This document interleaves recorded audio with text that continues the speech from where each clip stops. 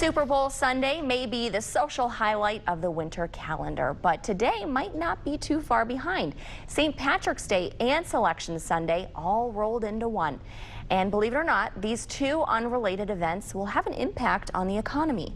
In this morning's U.S. Bank Economic 360, U.S. Bank Senior Vice President Mike Denneman joins Business Courier Market Engagement Manager Kelly Snyder to make the connection. Mike, Kelly. Hi, Mike. Thanks for being here, and happy St. Patrick's Day. You've got your green on. Absolutely. Yes. So what does all of this mean for the economy? Sure. So the economy loves holidays. There's no way around it. And the reason for that is just very simply, we are a consumer-based economy. And so while in recent years we have seen a very nice increase in manufacturing and industrial production, and that's great to see that increasing, at the end of the day, we are driven by consumers, and what better way to have fun spending than on holidays, right? So sure. We've talked on this program many times about how the shopping season, traditionally between Thanksgiving and Christmas, that's the biggest one of the year, right? But in recent decades, just an explosion of spending on all sorts of holidays for Halloween, for Valentine's Day. And of course, this is St. Patrick's Day, so anticipated that we'll see a lot of spending today as well. Sure. So it's a big day for consumers. Allison mentioned this is a big weekend, so tell us more about St. Patrick's Day spending. So yeah, expectations are pretty high depending on the source.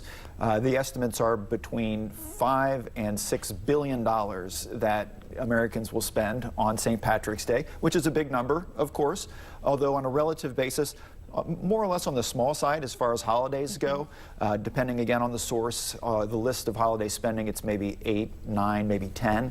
Of course, the Christmas holiday season is the big one, of course, and we're talking hundreds of billions there. But Halloween, for instance, usually is 9 or 10 billion, so St. Patrick's Day is right in that ballpark, although maybe a different kind of spending, not necessarily gifts or decor, maybe more on the consumable side. Lots of green beer.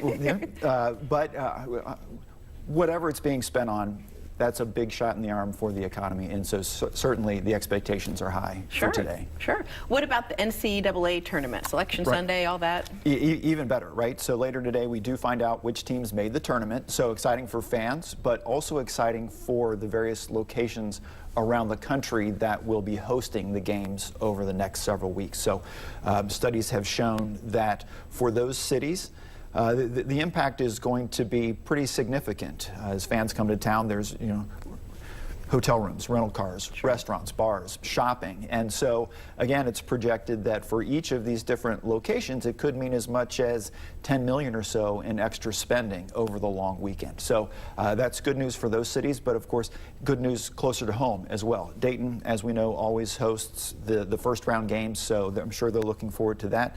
And then this year, Louisville and Columbus are hosting games as well, so no doubt the local merchants in those areas certainly looking forward to welcoming the fans. Well, good. Well, thanks again so much for being here. Absolutely. Have a great rest of your day. Bye.